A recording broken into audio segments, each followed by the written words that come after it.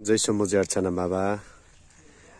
यही फागुन 20 गते हाम्रो एकजना सम्बो घाँस काट्न जानुहुने क्रममा हात्तीको आक्रमणमा पर्नु भएको र बाबा कृपा आशीर्वादले उहाँ सकुशल नै उहाँ फर्केर आउनु भएको भनेर उहाँले जानकारी हामीलाई गराउनु भयो र यसै क्रममा मैले उहाँसँग नै यो विषयमा केही जान्न चाहे।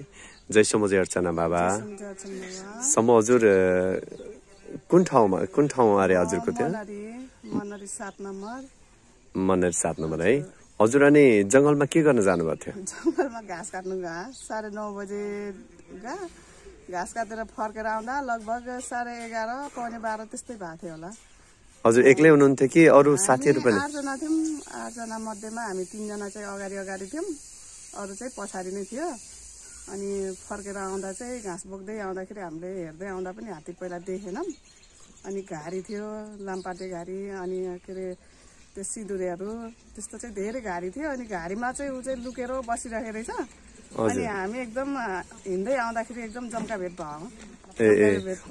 भनेपछि पहिले देख्नु भएको थिएन? पहिला देखेकै थिएन हामीले। घाँसको भारी बोकेर आउँदै गर्ने क्रममा बोकेर आउँदै वरिपरि हेर्दै आउँदा, टाढोबाट हेर्दै आउँदा चाहिँ हामीले देखेन उसलाई होइन। देखेन। अनि नजिकै आइसकेपछि चाहिँ अनि अलिक नजिकै आएपछि चाहिँ बाटोको छेउमै उसले चाहिँ यस्तो के अरे छेउ लागेर बसिरहेको थियो, घुरेर एकदम। अनि एकदम घुरेर बसिरहेको थियो। घुरेर बसेपछि अनि हामीले सडक्क गरेपछि चाहिँ भारी बोकेकोमा अनि के भयो भनेर यसरी फर्केर हेर्दा चाहिँ एकदम फेस टु फेस चाहिँ नजिकैबाट भेट भयो क्या। अनि भएपछि आत्यौँ हामी आत्योपछि अब हात्ती भनेर भारी फाल्यौँ। पहिला अगाडि दिदी हुनुहुन्थ्यो, एउटा दिदी हुनुहुन्थ्यो, त्यो दिदीले फालेपछि अनि मैले पनि पछाडि फर्केर हेर्दा त हात्ती घुरिरहेको, त्यतिखेर पनि हामीलाई हात्तीले छोपेको थिएन। अनि हामीले चाहिँ भारी फालेपछि हात्ती भनेर कुद्नु थालेपछि चाहिँ अनि बल्ल हामीलाई छोप्यो भने होइन। छोपेपछि अनि त्यो मभन्दा अगाडि दिदीलाई छोपेर गएको थियो। उसलाई चाहिँ छोप्दाखेरि रुख ढलाउँदाखेरि छोप्यो उसलाई चाहिँ। रुखको स्याउलाले, रुखको घाँसले छोप्यो है, पातले। हजुर। अनि छोपेपछि उसलाई छोप्यो। अनि त्यसपछि मपट्टि कुद्यो। अनि म चाहिँ घारीमा अल्झेर भाग्नै सकेन। भाग्नु नसकेको कारणले अनि कसो गर्दाखेरि निस्केर भाग्दा पनि जय गणेश भन्दै भागेछु मैले है। त्यो आफू नि भाग्नु छोडेको छैन, जय गणेश भन्नु पनि छोडेको छैन मैले। अनि त्यसरी भाग्दै थिएँ पछि त अनि कसो गर्दाखेरि अब जनावरसँग हामी दुई खुट्टे के सक्नु होइन। त्यसरी भाग्दा अनि उसले चाहिँ मलाई एकदम सुरले समातेपछि अनि समातेर यस्तो घुमायो। मेरो कपडा टाउकोमा कपडा थियो, यो जुरा मेरो यस्तै समातेर उसले चाहिँ समात्दा बित्तिकै मैले बाबा भनेर चिच्याएँ, यस्तै गरेँ। मैले जति मेरो यो आत्माले मेरो स्वर निकाल्न सकेँ मैले त्यतिसँग बाबालाई चिच्याएँ। मैले पुकारिराखेपछि अनि उसले मलाई च्यात्तै छोडेपछि म थपक्कै यस्तै बसेँ घोप्दै बस्दाखेरि हात यस्तो लामो हुँदा अनि हातमा टेकेर मलाई त्यतिकै छोडेर गयो।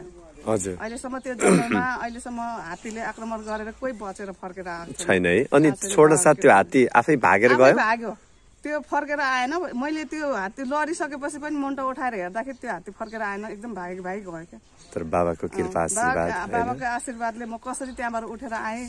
भाग्न पनि हिम्मत भयो, त्यो मलाई नै थाहा छैन, बाबालाई नै थाहा छ। बाबाको कृपा म माथि थियो, म बचेर आएँ। अहिले मैले नयाँ जिन्दगी पाएँ बाबाको कृपा आशीर्वादले। मैले संसार देख्नु बाँकी थियो रहेछ। साँच्चै नै सम्भव।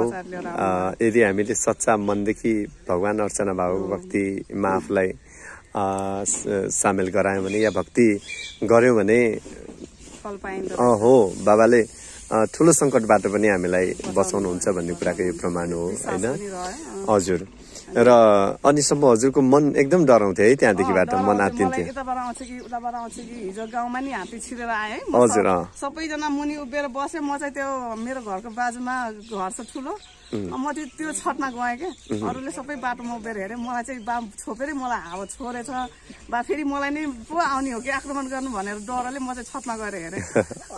आज बाबाको दर्शन पाउनुभयो, अहिले कस्तो लागेको छ हजुरलाई? अलिक शान्त लागेछ, मन शान्त छ, डर पनि लाग्यो होइन, खुसी लाग्यो। उहाँ हाम्रो सम्भव हजुरको सम्भव हुनुहुन्छ, हजुरको श्रीमान हुनुहुन्छ होइन। सम्भव हजुरलाई कस्तो लाग्दैछ? हजुर। हिजोसम्म मलाई पनि डर लाग्दै थियो। अब हिजो गाउँ आफ्नै घर छेउमा हात्ती आउँदाखेरि मलाई पनि डर लागेको थियो। आज चाहिँ बाबाको दर्शन पाएँ। बाबाको दर्शनपछि अहिले एकदम शान्त लागेको छ अहिले। ठिक छ, अब आफूले पनि बुद्धिमानी भएर काम गर्नुपर्छ सम्भव है। तर बाबाको भक्तिलाई पनि आफ्नो कर्मको साथसाथमा एकदमै समर्पित र निस्वार्थ भएर हामीले विशेष प्राथमिकता दिनुपर्छ। ठिक छ सम्भव। हजुरहरूलाई धन्यवाद। जय शम्भु, जय अर्चना बाबा, जय शम्भु, जय अर्चना बाबा।